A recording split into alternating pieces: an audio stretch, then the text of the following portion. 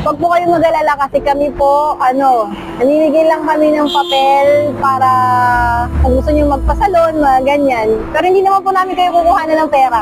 Hindi po namin kayo kukuhanan ng pera. Hello ma'am, good afternoon. Good afternoon po. Pangalan niyo? Krista po, Krista, ano po kayo? 33 po. 30. Ano po kayo sa abroad? Dito po sa Dubai, 8 years na po. Lebanon po. Lebanon din? Apo. Ilan? 2 years po, mga less than 3 years yun. Okay, so yung pinaka masarap sa pagiging OFW? Mabigay mo yung gusto ng pamilya mo, lalong-lalo na yung anak mo. Ilan po ba anak niyo? Isa lang po. Isa lang? Opo.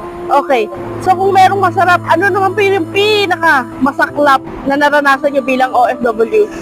Siyempre, bilang OFW po, yung pinakamasaklap is yung hindi mo makasamang lumaki yung anak mo, hindi mo na-enjoy yung moments kasama yung mga